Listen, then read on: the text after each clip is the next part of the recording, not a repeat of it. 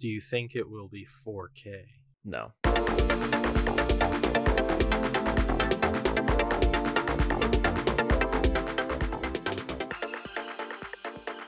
We just defeated Captain Syrup.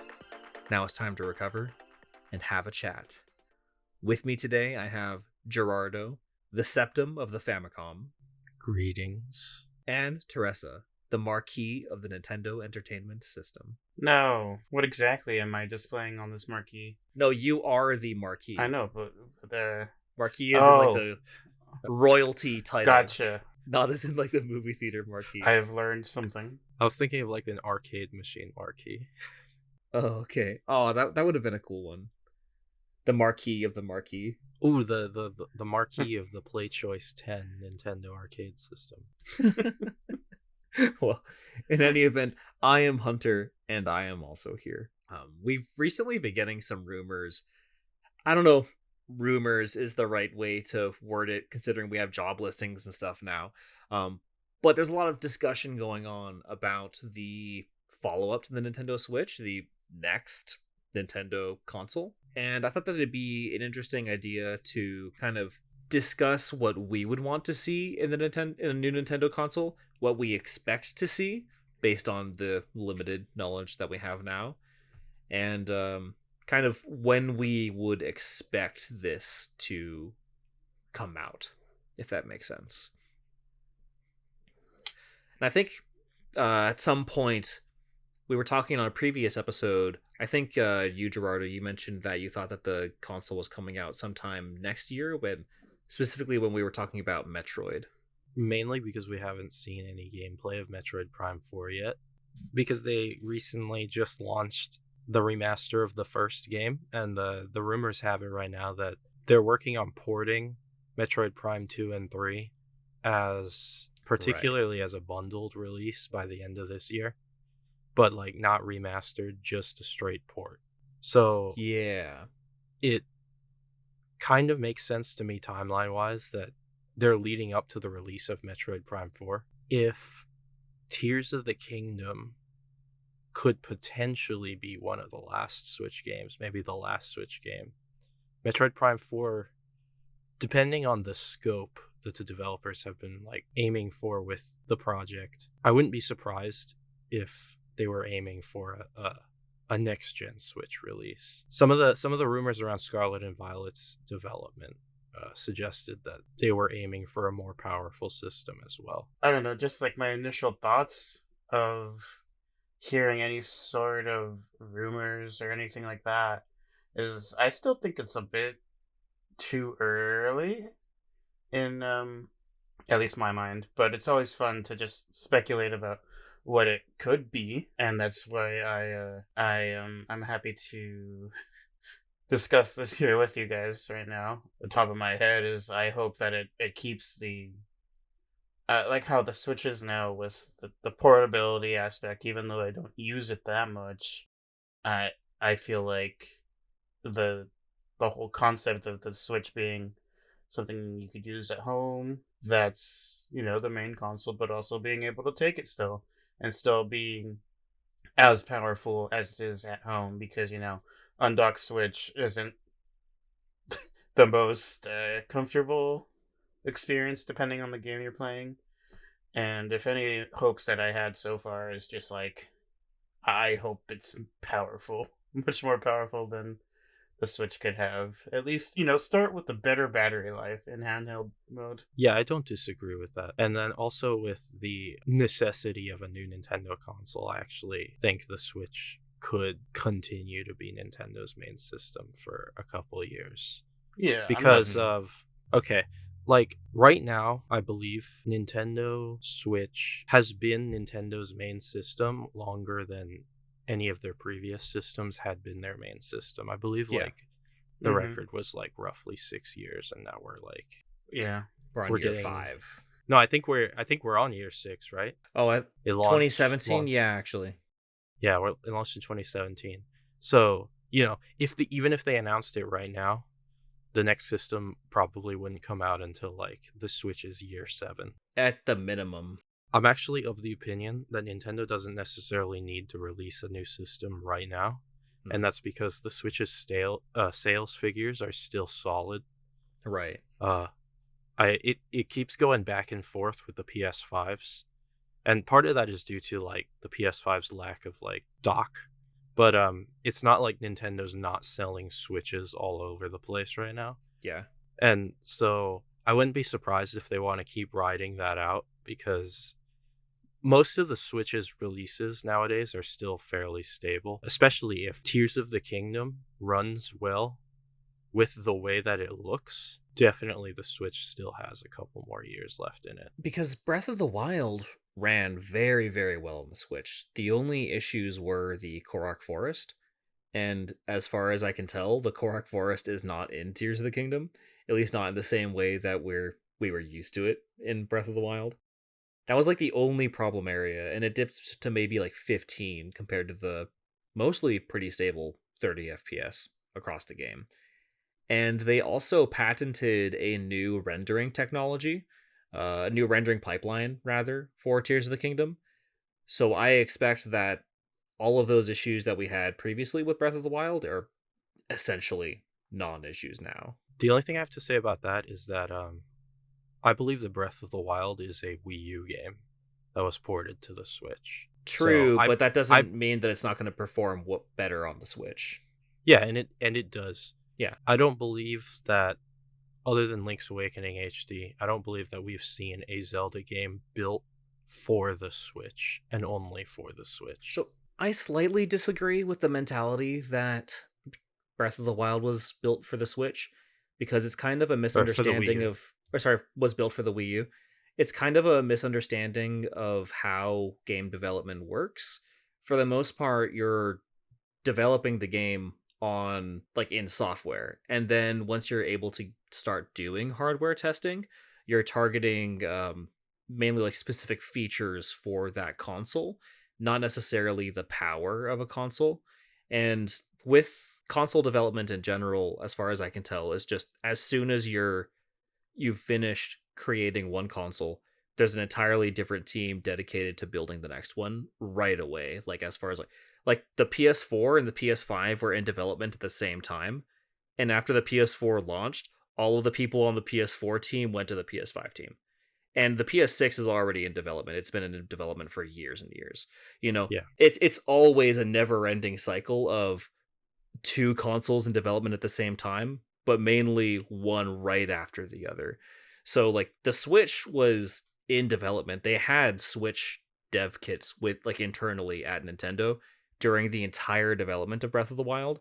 I can't imagine that they weren't targeting that the entire time, especially with the poor sales of the Wii U. I kind of imagine that was one of those early planned DX or deluxe versions of Nintendo games. Mm-hmm. Okay.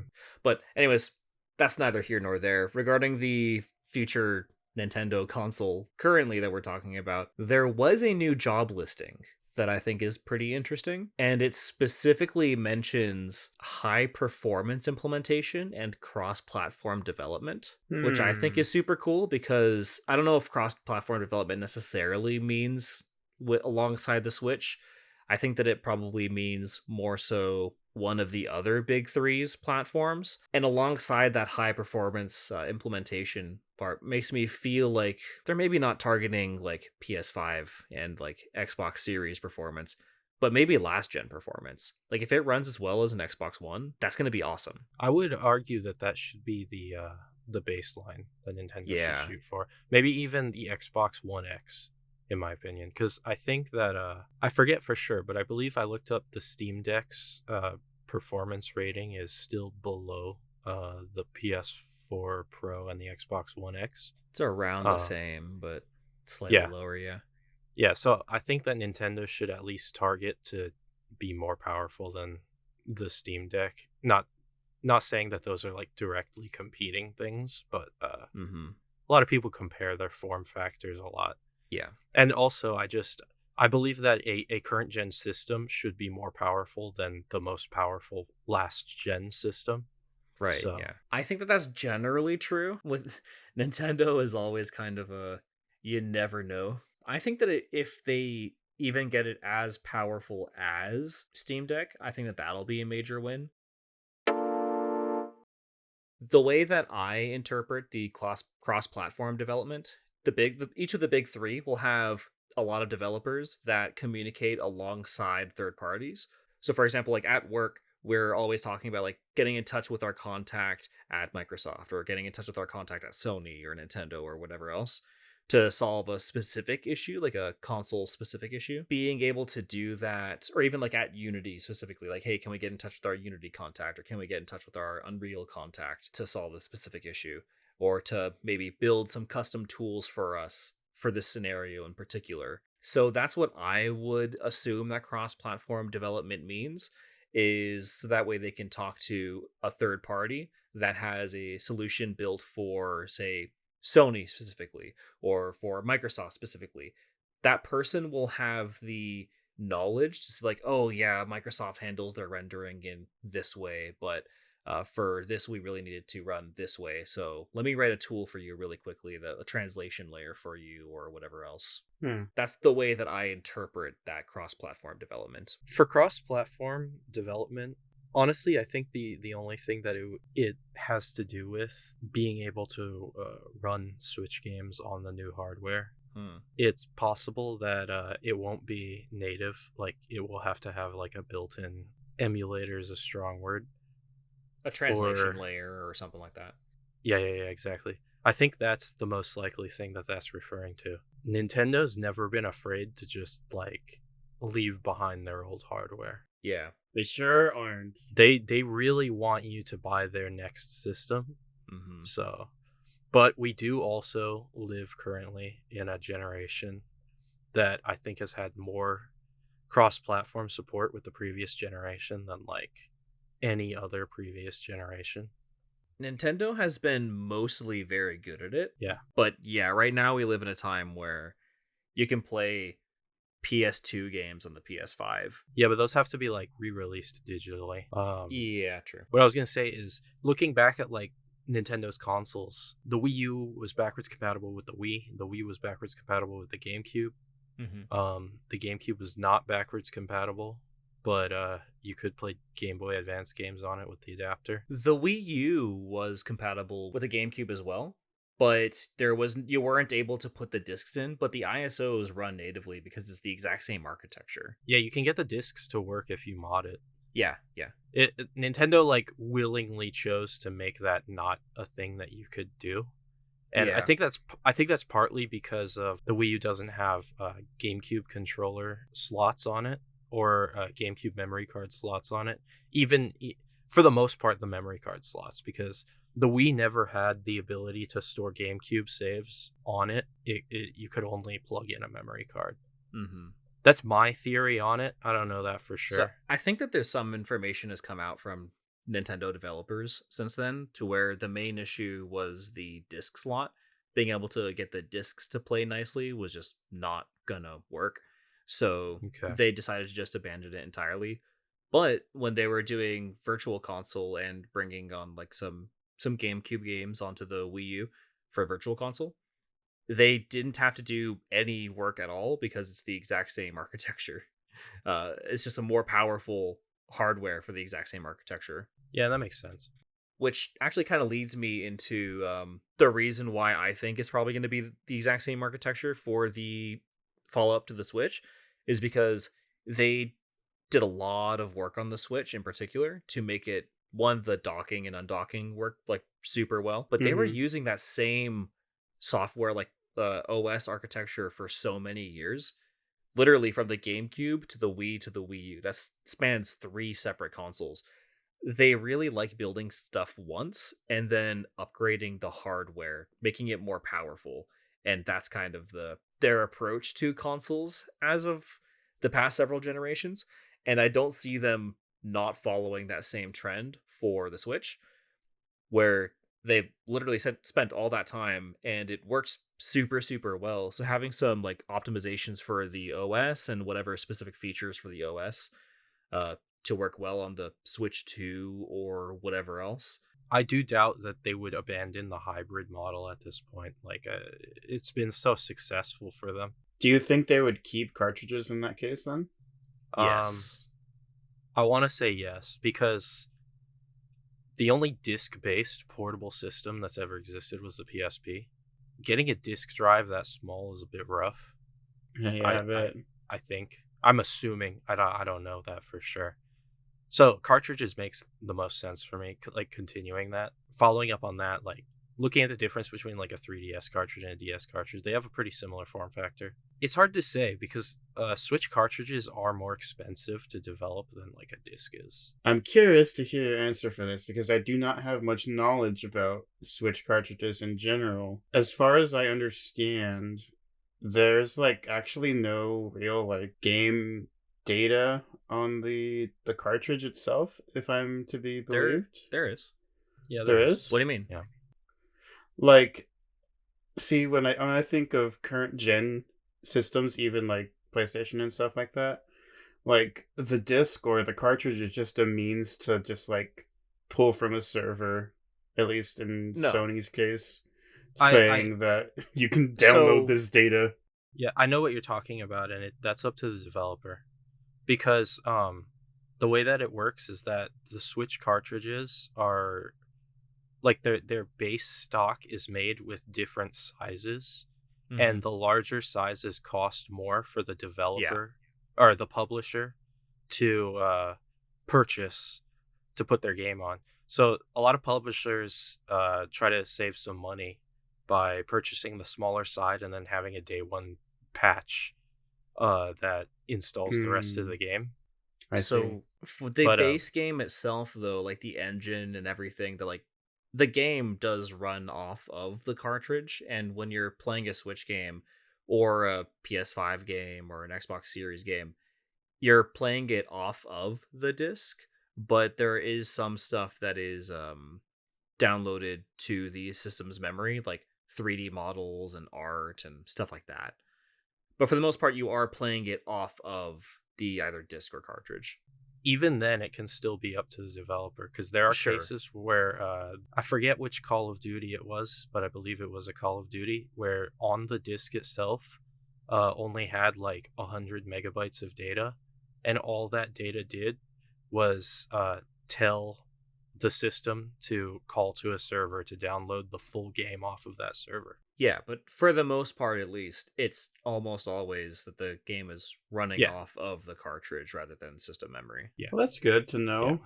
I do have some Switch cartridges that don't install at all. Mm-hmm. To answer your question, I don't see them doing discs because, well, for one thing, something else that the job listing said, but also it's really bad for the disc to be moved around a whole lot. Like when people sell like consoles and stuff with discs already in it, they will oftentimes like accidentally get scratched and just ruined and unplayable, even though they were Mhm. working perfectly fine the last time the console was plugged in, because it's really, really unhealthy for the disc to be like moved around and stuff. And if the next Nintendo console is a hybrid system, because I agree with you, Gerardo. I think that it probably will be a hybrid system. I think that Nintendo kind of struck gold on that idea.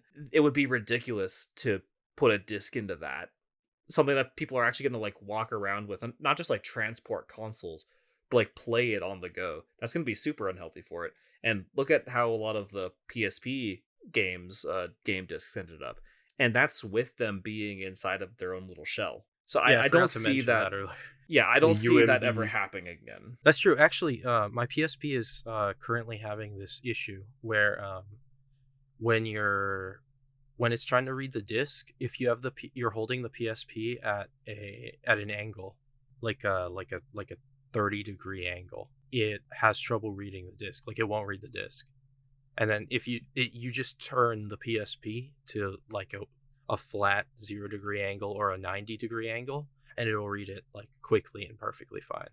Yeah, because even the lasers can get like unadjusted Yeah. over time. I've had a lot of issues with that I have a bunch of 360s, and I've repaired a lot of 360s for myself, friends, family, and stuff. And that's one of the most common failure points. Also with the PS3 was the lasers themselves getting unaligned. The lasers of my GameCubes or with even the Wii is like what caused a lot of my like having to get another Yeah. one. It's just like the laser, the disc was fine, it's just the laser got misaligned or something Happened with happened the to it. Wii too. You know? And I don't see with a hybrid console something that like a mobile console you can take it with you, a handheld. Thing's gonna get super unaligned, super fast. Kids dropping it and stuff like that. Oh yeah. I don't see them doing that. Another reason why I think that they're gonna stick with the cartridge approach is because on the job listing it specifically says the goal will be to aim for and go beyond state of the art solutions in these fields, meaning like current gen console fields, targeting current and next generation Nintendo platforms. That specifically, alongside that cross platform development note, makes me feel like they're using the exact same architecture as the Switch. So why wouldn't it be able to accept Switch flash memory as well? Like just make the cartridge the exact same and then it should be able to read it. Don't do that thing that they did with the DS and 3DS. Well, they kind of had a reason to do that, but like, I would imagine they would do something similar to that. Yeah, so it would still accept Switch cartridges, but there would be something on it to where you specifically couldn't put a Switch 2 or whatever cartridge inside of a Switch because Right. it literally wouldn't be able to run it anyways. So why would you want to allow that possibility to put it in? Mm-hmm. Yeah, so I think that makes me feel like they would be sticking with the being able to support the previous generation because again, it's most likely going to be based on the same architecture. So it should already be able to like run the ISOs anyways. I do have a concern about that personally. Not anything you said about what I'm hoping from Nintendo's philosophy with their next system. Because Nintendo's systems have always had like, new like gimmicks and stuff added to it. I'm worried that the Switch was successful enough that Nintendo is gonna not try to improve on the model and just make a more powerful version of the same system, which I guess is fine, but I always really like seeing the new like gameplay features that Nintendo adds into each system. Yeah, that makes sense. Yeah. That's just a concern I have, like, For sure. I didn't really think about that until you said it. The hardware structure of the Switch that we have now is pretty much the ultimate version of Nintendo's previous systems. The Switch itself is a Wii U gamepad in handheld mode.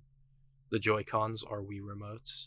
I'd like to see them add in a new concept, or perhaps even take some inspiration from the DS or the 3DS, and adapt that into the Switch model that we have currently.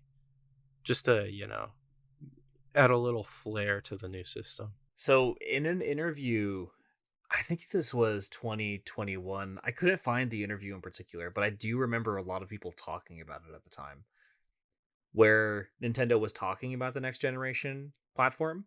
And specifically, like one thing that they said in particular was that they were reimagining the controller design and the way that you interact with the game, which made me super nervous actually, because Nintendo has a history of making stuff like the Wiimote or the N64 controller, where things that were not super ergonomic and they were going after the gimmick more than something that's like comfortable and good for gamers, good for like most types of video game development. I think that's one of the reasons why the Wii didn't have quite as many games is because a lot of developers literally couldn't port their game over because the controls literally would not have been supported. So that made me a little bit nervous, but at the very least, it does show that they're taking the ideas of like, okay, what gimmick can we add to this, or how can we improve on pre-existing models? Like to your point, Gerardo, very seriously, what gimmicks would you guys like to see either brought back or brand new? Dual screens. No. Yes. For me, at the top of the list is that, like I've already said in the past, backwards compatibility with Switch games, and then even the handheld docked thing. That's number of priorities 1 and 2 is those two. I guess, would you consider it a feature of just like, I like the way that, I don't know if this is a hot take, but I like the way that the friends and like the whole like Nintendo network itself work together, if that makes sense. I like the way that service runs, and I hope they don't change it that much. They just kind of, move it over. But that's not to say that they're, or what's it called? Like their server stability or like just the way the online functions, or most of the time does not function. That could be built better, but I like the fundamentals that they have with it. The online thing isn't necessarily on the console itself. It's more so on the servers and stuff that Nintendo has. I still think it's important. I think it's pretty important to keep the I guess the better word for it is the ecosystem that they have right now is where I don't know if anybody interacts with like the mobile app much, but like the way that all of the various Nintendo services are connected through Nintendo Network. I just hope they don't abandon that like they did with My Nintendo or whatever it was called. I extremely disagree with the way that the friends and stuff ecosystem works, because just having played other consoles that do it like just way better, to where Nintendo needs to build an entire mobile app just to be able to Well, support something like the Xbox 360 did ages ago, like decade ago. Like it's so frustrating. Nintendo only just updated the mobile app like a few months ago to have friend codes available in it. Like I don't even like friend codes. I don't like friend codes, but friend codes suck. I'm just saying that like Nintendo's so behind on it that they only just made that an accessible thing without having the console itself with you. Rather be able to search for people specifically. Yeah, for sure. That's totally not what I meant. I do not like friend codes. I'm more so saying, I don't know. I guess you guys haven't interacted with the ecosystem of just Nintendo Network in general. I have. Like, it sucks in Splatoon, for example. I'm aware. It's not even a friends thing. It's just, I don't know. Everything just feels interconnected, and I'm specifically pulling from my knowledge of the mobile games, and just like being able to redeem platinum points and stuff like that just works super well. That's cool. Yeah. That's cool. Yeah, that's what I meant. Okay. Yeah, because I think that the mobile app sucks. I think that the fact that they need an entire mobile app to do something that consoles have been doing for like decades now is ridiculous. I think I've opened that app maybe like twice over. Yeah. I use it for Splatoon, and it just sucks that I have to use it for Splatoon. Like, why can't I just hop on a party chat with my friends and then us just play Splatoon? Like, why can't we just, like, I'd be playing the game, and then I join Robert's party, and then I'm just talking to him? Why do I need to... No one uses the mobile app anyways. We were using the mobile app for a while, but then we realized that Discord is just way better. And why shouldn't it already have a built-in system for that? It's just so frustrating. While I do agree, I think it's becoming more common for people to just use Discord anyways. Like, if I'm playing Halo, I'm not going to bother with Discord. Like, if I'm playing Halo and Brad's playing Halo, we're just already there. We don't have to even open Discord. You know, like that's what I'm talking about. The fact that I have to use Discord only for Nintendo, and like basically Nintendo's the only thing that I really need to use Discord for, is ridiculous to me. That's fair. We did try the in-app voice chat playing Mario Kart 64 once, Hunter and I. That sounds horrible. I'm sorry. Yeah. Didn't it not work a couple of times, and then we like had to like disconnect and reconnect or something? Possibly. I'm having trouble remembering, but I don't remember it being easy. Yeah. It's ridiculous. Just hop on Discord, and then it's 1,000 times better. And that's sad that even that's needed. Like, it's... Yeah. I don't know. And we're seeing Xbox and PlayStation just finally integrated Discord into them. Mm-hmm. It'd be nice if Nintendo jumped on that train. They're not going to. Yeah, I know they won't. They like their wall gardens too much. What do you guys think about... Because they specifically mentioned reimagining the controller design. What could that even mean? Because the Switch was really cool in the fact that the Joy-Cons were super unique, because you can like take them out and like play them as a traditional controller, but then take them out and use them as two different controllers or one single controller. That's super cool. But they have at least both of them together, have the design of a more traditional controller layout, and they launched the Switch alongside the Pro Controller, which is very Xbox-like. So what does reimagining the controller mean? I think I have an idea for this. Okay, so the Switch's design has this flaw where when you're playing a game, if the game integrates the touchscreen as a gameplay element, they have to come up with a second control scheme for if you're playing the game docked.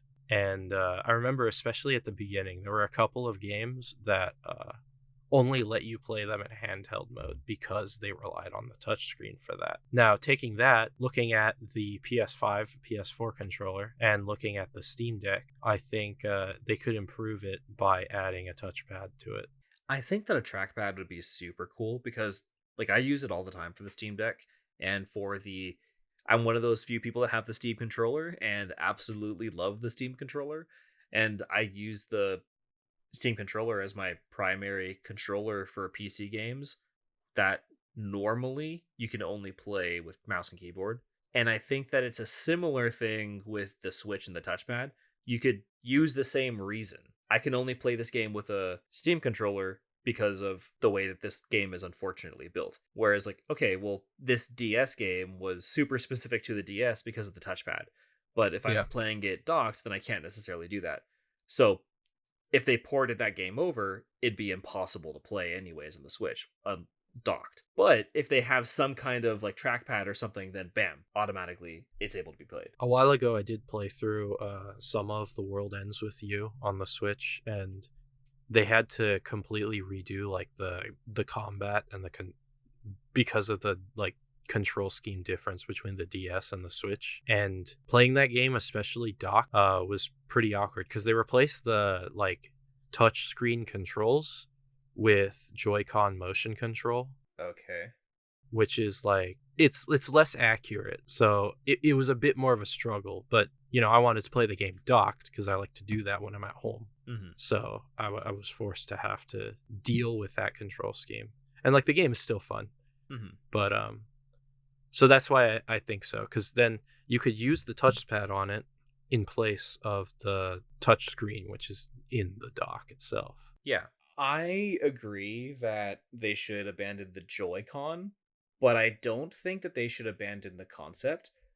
I find a lot of value in the ability to like hand a controller to someone and then us both be able to play. When my girlfriend was still living out of state, I went to go visit her, and the fact that we could dock the Switch and then both like be playing on her TV, but I didn't have to bring two separate controllers. I just handed her the left Joy-Con, I played on the right Joy-Con, and we were playing Snipper Clips. The fact that I could do that is super cool. And I don't want them to abandon that idea. I still want the same type of experience to stay. I definitely like the Joy-Con's design and its flexibility. Like you can use two as one controller or as individual ones. I really appreciate that. If anything, my only complaint about it is that the individual Joy-Con is too small for my large hands. Yeah. But I understand why that's the case. Yeah, I agree that the Joy-Con itself is kind of uncomfortable, especially if you're playing with just one single one. Like the SL and SR buttons suck. Have you ever tried to play Mario Kart or Smash with just Joy-Con on its side? Yeah, it's rough. Smash is basically impossible. Do you think that they'll stick with the Switch moniker? Or do you guys think that they'll try to call it something else entirely? I would hope that they've learned from the Wii U's name that they should call it something else. But then, you know, there was also the new Nintendo 3DS, which was like a stupid name. That was hard to distinguish from the base version of the system. Right. And then like a week after it came out, it was no longer new. Yeah. I had this theory that I don't think is ever going to come into fruition. It was after the Switch Lite released, because, you know, there've always been rumors of a Switch Pro. Mm-hmm. I had this theory that they were going to call it the Switch Power, because you take Switch Lite and you reverse it, and it's a light switch. So if you take Switch Power and reverse it, then it's a Power Switch. But at this point, I believe they're gonna only do a next gen system since they did the OLED instead of like a Switch Pro. Yeah, the OLED is basically the Pro. That's like the new version. So I agree that calling it like the Switch Power or something like that might not be the best because of the same thing, the Wii U kind of effect. But if they called it the Switch 2, then that would be an obvious thing in the same way that people aren't confused that the PS5 is a new console. Yeah. So putting the number in front would help. And Nintendo, and the thing is, Nintendo never does that. Like, they did that with the 3DS, but that played into the 3DS's gimmick. Yeah. And then the other cases is the Super Nintendo as opposed to the Nintendo. Yeah, so the precedent isn't super set. The Game Boy Advance. Right. Okay, well, now that you're naming other consoles, maybe it has. Maybe they have not been good at. They've never been good at naming consoles. Yeah, they've never been good at. I mean, think the Switch is pretty. The names are iconic. Yeah. The thing is, if the Switch 2 still switches, then it should probably still be called the Switch, I suppose.